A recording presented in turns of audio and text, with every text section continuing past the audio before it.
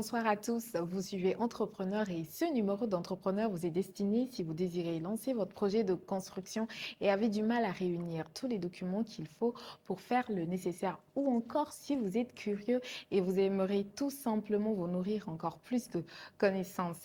De quels documents techniques disposer avant de lancer son projet de construction? On en parle dans ce nouveau numéro d'Entrepreneur avec Monsieur Malik Wadia et ce sera tout de suite après.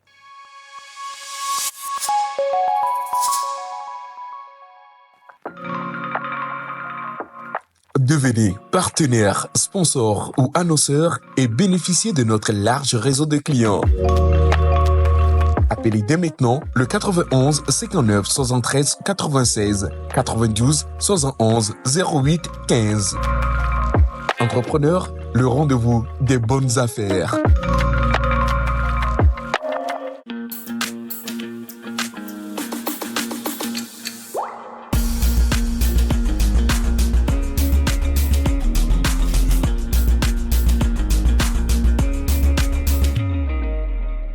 Bonsoir Monsieur Malik, comment vous allez? Bonsoir madame, je vais bien vous.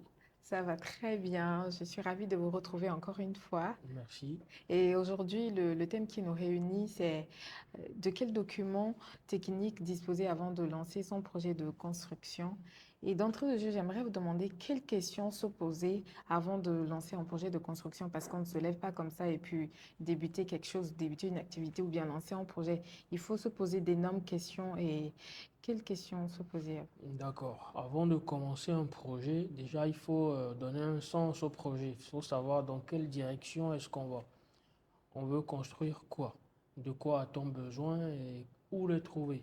Les grandes lignes, c'est déjà avoir un plan, d'accord, et puis avoir les détails techniques et savoir si on a tout ce qu'il faut côté technique pour pouvoir arriver à construire ou bien à réaliser le projet. Donc il faut voilà, s'assurer vraiment qu'on a tout ce qu'il faut pour pouvoir y arriver et ensuite, étape par étape, rentrer dans les autres détails. Il faut s'assurer que tous les éléments sont mis en place. Oui, il faut s'assurer qu'on pourra tout avoir. Voilà, Ok. qu'on pourra tout avoir. Déjà, le côté technique de la chose, les exécutants, est-ce qu'on pourra avoir ça sur place? Je donne un exemple. On veut construire un pont à câble. Vous voyez, comme le nouveau pont à Abidjan. Voilà. Est-ce qu'on a ce qu'il faut? Est-ce qu'on a la technicité pour le faire? Voilà. Ou on veut construire un gratte-ciel, par exemple. Est-ce qu'on a tout ce qu'il faut pour pouvoir faire ça? Si on n'a pas, il faut savoir qu'est-ce qu'il faut et puis aller un peu vers la recherche de ces différents éléments-là, réunir tout ça Et et si puis on n'a voilà. pas tout ce qu'il faut, est-ce qu'on peut toutefois se lancer et puis, au fur du temps, essayer de joindre les deux bouts? Non, ce n'est pas du tout conseillé. Donc le projet risque d'aller à la dérive. Il faut vraiment se documenter, se renseigner, poser les bonnes questions et avoir vraiment tous les éléments avant de commencer. Parce qu'un chantier, c'est beaucoup d'ordre en fait. C'est de l'organisation. Le chantier ne commence pas sur le chantier en fait. Le chantier commence bien avant. Commence par des idées avant de se matérialiser. Donc c'est bien avant tout ça, il faut s'assurer qu'on a tout ce qu'il faut et puis évoluer méthodiquement et aller euh, vers la destination. D'accord. Et quelles sont les étapes dans le projet de construction? Ok, il y a deux étapes phares. La première étape, c'est la conception. La conception, ça veut dire qu'on pense le projet, on le schématise. C'est pas encore matérialisé, mais on le schématise. On essaye donc de rassembler les différentes informations et voilà. On essaie de le schématiser, de le faire en miniature, si on veut dire. Ça, c'est la première étape. Donc la phase est conception, en même temps la phase étude, bien sûr. Donc on va étudier le site, on va étudier le terrain où on veut réaliser le projet. On va essayer de commencer par produire certains documents pour déjà avoir un truc traçable et pouvoir faire le point au jour le jour parce qu'on ne va pas avoir des idées juste en l'air. On ne pourra pas se rappeler le lendemain. Donc il faut laisser des traces, il faut voilà, concevoir, laisser des traces. Donc il y a la première étape qui est l'étude, la conception et la seconde grande étape qui est l'exécution. Alors on va exécuter, on va construire proprement dit, on va mettre la main à la pâte et puis on va voir de nos propres yeux l'ouvrage qu'on a construit. Ok, Ouais. disons. Donc, on peut dire que c'est les grandes lignes des Oui, étapes de la construction. c'est les deux principales lignes. Maintenant, chacune des lignes ont d'autres sous-lignes entre elles, si on veut dire. Dans l'étape conception, il y a beaucoup d'autres étapes. Dans l'étape exécution également, il y a beaucoup d'autres étapes. Voilà. OK. Pour entrer dans les documents de planification, est-ce qu'il y a des documents de planification essentiels pour débuter un projet de construction? Bien, effectivement, c'est bien de planifier les choses parce que quand les choses ne sont pas planifiées, déjà, ça peut engendrer du Beaucoup de surcoût, problèmes. beaucoup de problèmes, des surcoûts, des trucs qu'on aurait pu éviter. Alors, le premier élément, c'est un planning. Il faut avoir un planning, savoir par où on commence et par où on finit. Alors, le planning va nous montrer les différentes tâches qui vont se suivre les unes après les autres et ça va également faire ressortir les ressources qu'il faut pour chaque tâche, tant les ressources humaines que matérielles. Si je n'ai pas besoin d'une ressource à un moment donné, il ne sert à rien de mobiliser cette ressource-là. Si je n'ai pas encore besoin de mon peintre, je ne vais pas l'appeler en début de chantier. Si j'ai besoin, voilà, qu'on me fasse une fouille en début de chantier, je ne vais pas attendre plus tard parce que plus tard sera trop tard. Il vaut mieux, voilà. Donc, il faut s'organiser et puis savoir qu'est-ce qui vient avant quoi. Avant quoi? Voilà, tant côté humain que côté matériel. Alors, c'est le planning qui va donner les grandes lignes là et qui va organiser un peu le chantier, qui va donner un temps à suivre. Ça permet également de savoir si on est en retard ou pas, si on est à l'heure, voilà, si on est en avance ou en retard et pouvoir ajuster éventuellement. Il peut arriver également qu'on a des imprévus. Voilà, il peut arriver une forte pluie, voilà, qui fait qu'on est bloqué pendant un certain temps. Alors sur le planning, on va voir est-ce que la pluie, est-ce qu'elle nous a mis en retard ou est-ce qu'on avait une grande avance et malgré la pluie, on est toujours dans les temps. Donc c'est le planning qui permet de voir un peu tout ça. Et s'il arrivait et que la pluie devient un obstacle pour un chantier, comment est-ce que vous vous arrangez pour éviter cela? Pour éviter peut-être qu'il y ait peut-être des pertes de temps ou bien des pertes d'argent. Bon, on peut pas empêcher la pluie, on ne peut pas retenir la pluie. Bon, en tout cas, la pluie, euh, la pluie va passer. C'est vrai, ça va causer un arrêt temporaire, mais après la pluie, on va pouvoir continuer. Bon, c'est vrai que des fois, ça cause des dégâts, surtout quand on est en plein milieu d'une tâche où on doit finir une tâche peut-être qui prend quelques jours et puis la pluie commence. C'est vrai que ça peut engendrer voilà, des dégâts. Mais bon, tout compte fait, on n'y peut rien, on peut que repasser pour corriger ensuite et puis surtout essayer d'avancer avant la prochaine. Mais surtout, voilà pourquoi le planning est toujours important, parce que le planning peut permettre de prendre en compte ces différentes saisons-là. Si je sais que je suis en saison, je suis en train d'entrer dans ma saison pluvieuse et que j'ai prévu des travaux de terrassement importants par exemple, alors je sais que la pluie va arriver. Donc normalement, c'est une étape que je dois prévoir en saison sèche.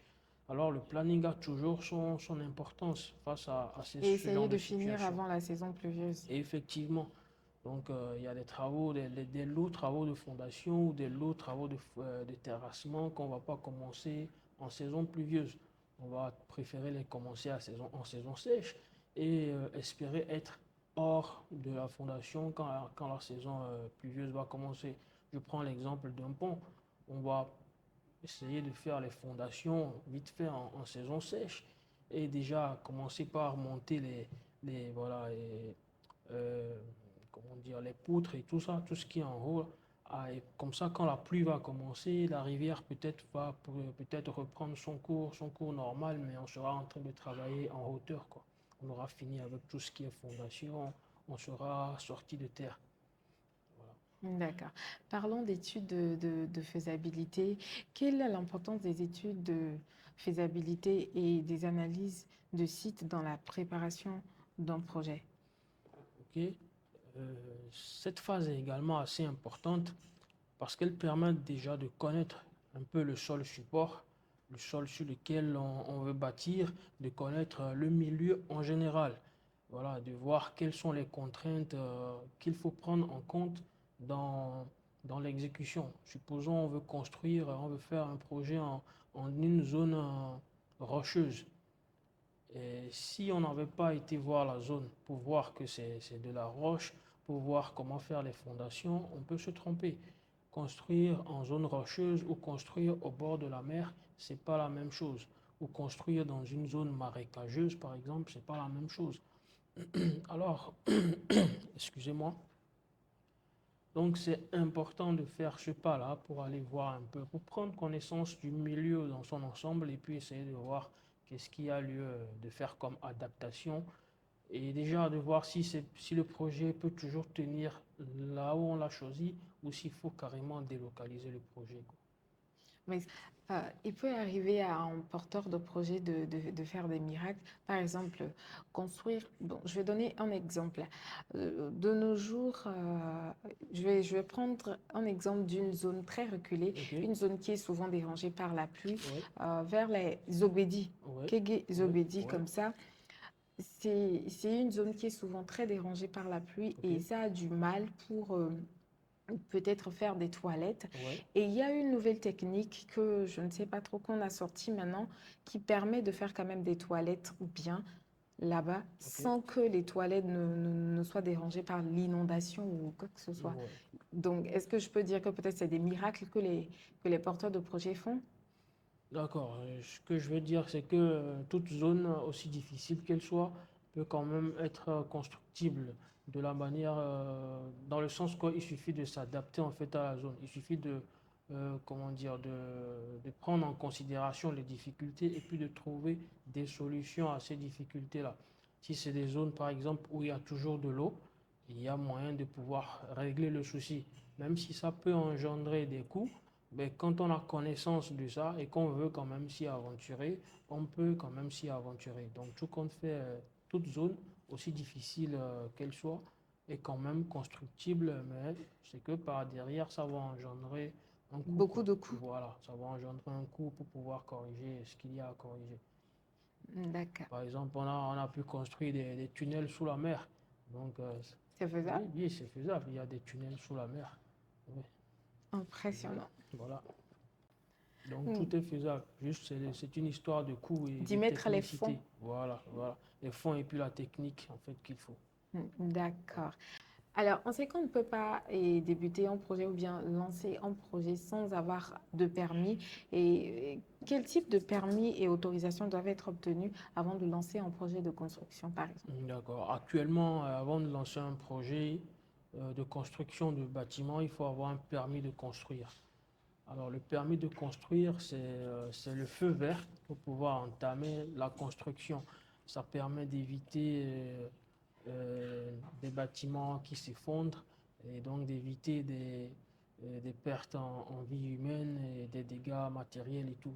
Donc, le permis de construire, c'est le OK final pour dire que voilà, le projet peut s'exécuter. Ça veut dire que avant d'avoir le permis de construire, c'est passé par plusieurs étapes.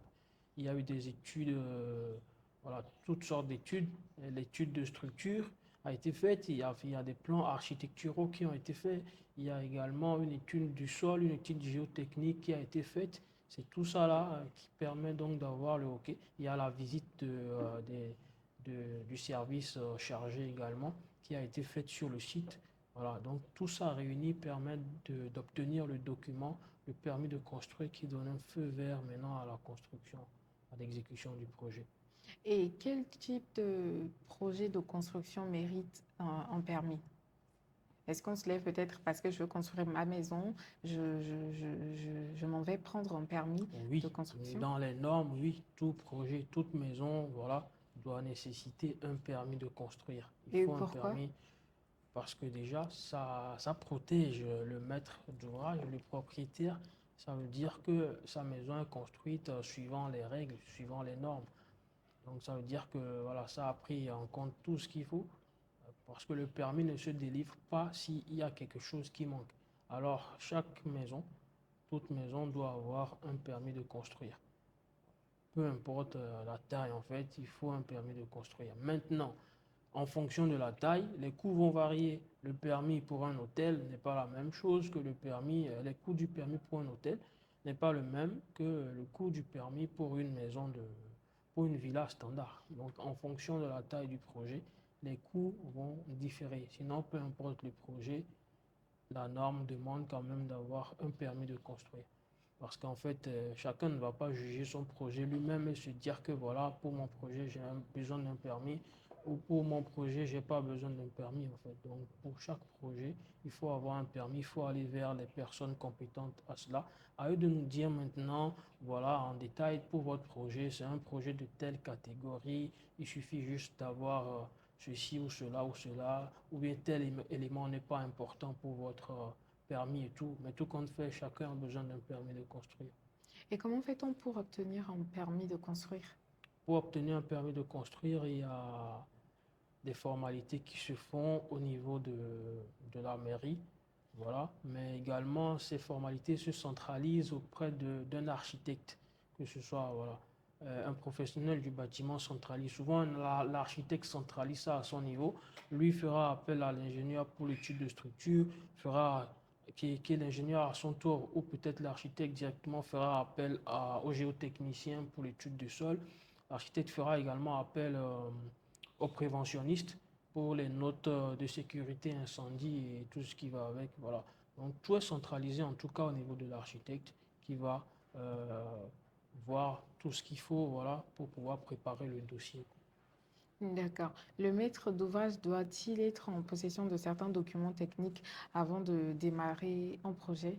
Oui, effectivement, le maître d'ouvrage doit avoir certains documents techniques. Mais pourquoi? Pourquoi? Parce qu'il doit savoir qu'est-ce qu'on est en train de construire. C'est-à-dire, il veut qu'on lui construise un ouvrage, il doit avoir les documents techniques. Il doit également se documenter un peu, un minimum, pour savoir qu'est-ce qu'il y a dans, voilà, dans son projet concrètement. Il doit déjà avoir les plans architecturaux, il doit avoir les plans et tout ce qui compose les plans architecturaux. Il doit également avoir les plans de structure, il doit savoir c'est quoi on m'a fait comme fondation, c'est la taille de semelle, c'était quoi, mes poteaux, c'est quelle taille, et l'ouvrage que je veux faire là, ça peut supporter combien de niveaux, parce qu'en fait, un ouvrage est fait pour évoluer. Souvent, on construit, et puis après, peut-être il y a une génération qui vient plus tard, et puis qui a besoin d'étendre le bâtiment, d'étendre l'ouvrage. Alors, si les documents sont là, rapidement, on peut faire référence à ces documents et savoir si est-ce qu'on avait prévu donc des niveaux supérieurs à cet ouvrage ou pas.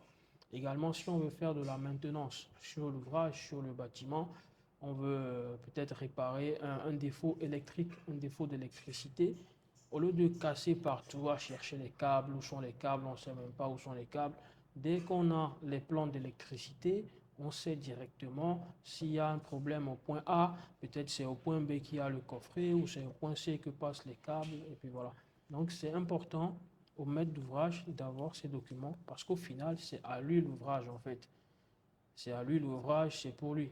Donc c'est à lui de savoir qu'est-ce que j'ai comme ouvrage, quels sont les détails vraiment techniques de mon ouvrage pour lequel j'ai dépensé et qui m'appartient. Aujourd'hui, certaines personnes, après avoir acheté, cassent et puis reconstruisent de nouvelles maisons. Et c'est-à-dire que ces précautions-là n'ont pas été prises.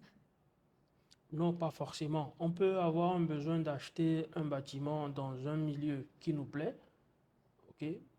D'acheter un terrain dans un milieu qui nous plaît et peut-être que ce terrain a déjà une maison qui a été peut-être construite il y a 30 ans.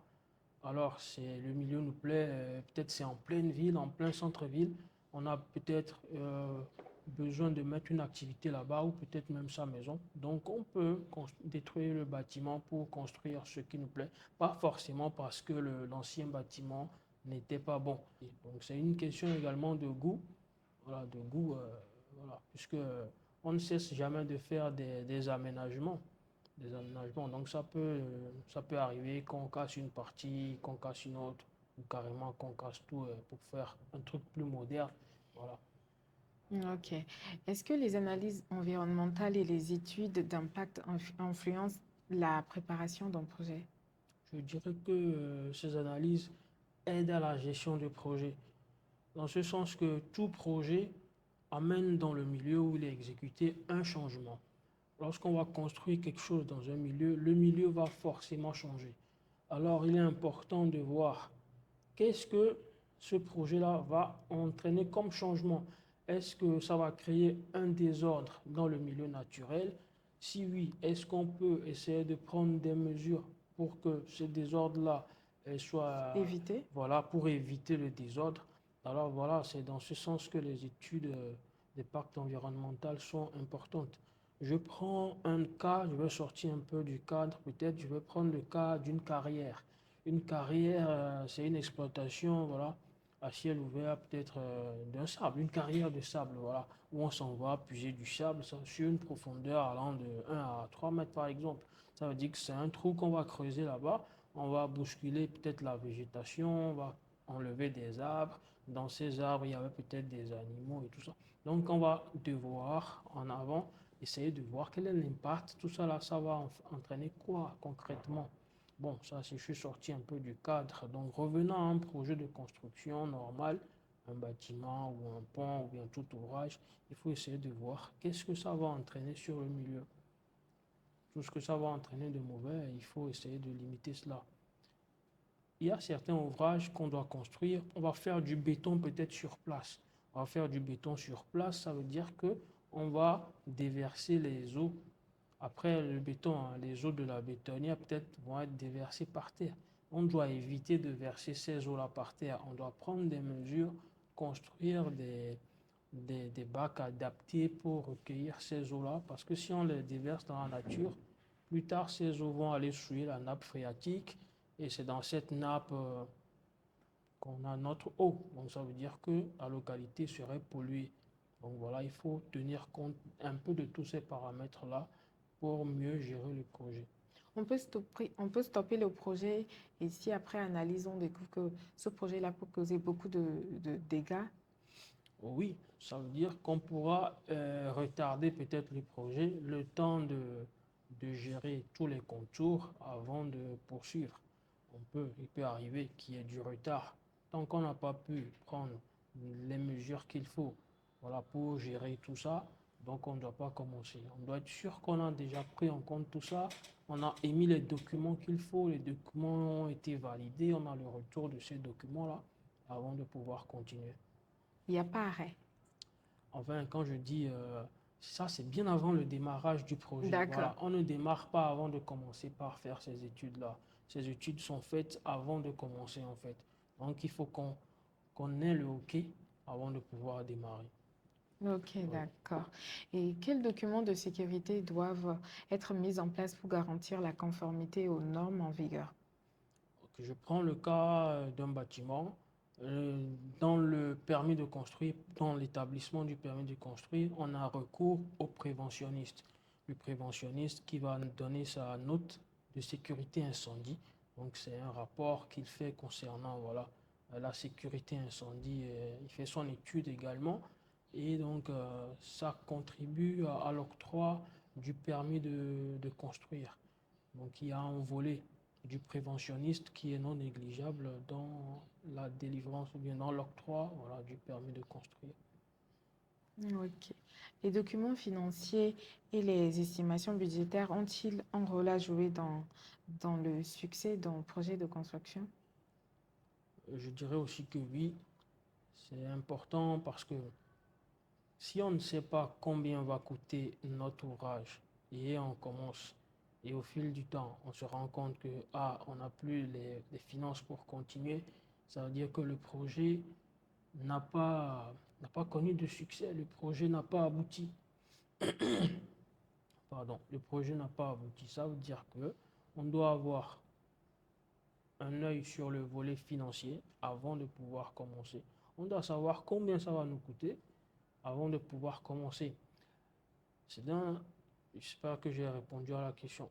Hmm. Aujourd'hui, il peut arriver qu'on débute un projet et on se dise que bon, je vais y aller au fur et à mesure que je trouve un peu d'argent, j'investis ça dans la construction et quand l'argent va finir, je me mets en retrait le temps de retrouver encore un peu d'argent. Est-ce que c'est une bonne méthode? Enfin, ça rejoint un peu ce qu'on vient de dire, mais c'est pas exactement la même chose. Je peux savoir que mon projet va me coûter 20 millions. Je n'ai peut-être pas les 20 millions dans l'immédiat. Ce n'est pas également demander d'avoir forcément les 20 millions dans l'immédiat. Mais je sais que mon projet va me coûter 20 millions. Alors, mon projet, c'est en plusieurs phases. J'ai une phase fondation, j'ai une phase gros œuvre, j'ai une phase finition. Comme je sais que ça va me coûter 20 millions, je sais que pour la fondation, avec un tel montant, je vais finir. Pour l'autre étape, avec un tel montant, je vais finir. Donc, ce n'est pas exclu d'y aller à petits pas. Tout compte fait, il faut avoir une idée sur le montant global. Mais lorsqu'on n'a pas une idée sur le montant global, c'est là le piège. Alors, si je n'ai aucune idée, je trouve un peu, je commence. Après, je trouve un peu, à un moment, je me dis, mais c'est quand est-ce que ça finit? Je ne vois plus le bout du tunnel, quoi. Voilà, c'est un peu flou. Alors, si je sais d'avance le montant global, là, je peux me planifier et puis essayer d'aller dans ce sens. Est-ce qu'il peut y avoir des imprévus dans un projet de construction? Oui, il y en a souvent, il y en a même souvent. Les imprévus peuvent venir indépendamment peut-être de la volonté de tout un chacun ou des fois sont volontaires. Supposons il y a des modifications qui surviennent pendant l'exécution, ce sont aussi des imprévus. Donc les imprévus peuvent arriver, ce n'est pas exclu. Donc il y a souvent une marge quand même qui doit être prise en compte lorsqu'on fait l'estimation budgétaire. On doit prendre en compte quand même une marge pour les imprévus. Sinon, les imprévus peuvent arriver et il faut toujours trouver les bonnes manières de pouvoir les gérer. Et pour quelqu'un qui vient ou bien qui veut débuter son tout premier projet de construction, qu'est-ce que vous avez peut-être à lui dire pour peut-être l'encourager, le motiver? Mais moi, ce que j'ai à dire, c'est que un projet de construction, ce n'est pas de la vitesse, ce n'est pas, voilà, c'est pas une compétition. Il faut juste savoir où on va. Il faut juste savoir où on va et puis avoir voilà, la bonne méthode pour y arriver. On n'est pas obligé d'avoir tous les sous qu'il faut en même temps, mais il faut pouvoir dispatcher les étapes comme il le faut et puis pouvoir y arriver étape par étape. Sinon, c'est important aussi voilà, de pouvoir avoir cette vision-là sur son projet. Aucun projet n'est irréalisable. Le tout est dans la faisabilité et voilà, dans l'organisation en fait. D'accord. Merci beaucoup à vous, Monsieur Malik, d'avoir encore une fois accepté notre invitation. Merci pour le partage. Merci à vous aussi. Merci à vous de nous avoir suivis. Nous sommes à la fin de cette émission et j'espère vous avoir apporté quelques informations qui vous seront peut-être bénéfiques. On se retrouve la prochaine fois. D'ici là, portez-vous bien. Devenez partenaire, sponsor ou annonceur et bénéficiez de notre large réseau de clients. Appelez dès maintenant le 91 59 73 96 92 71 08 15. Entrepreneur, le rendez-vous des bonnes affaires.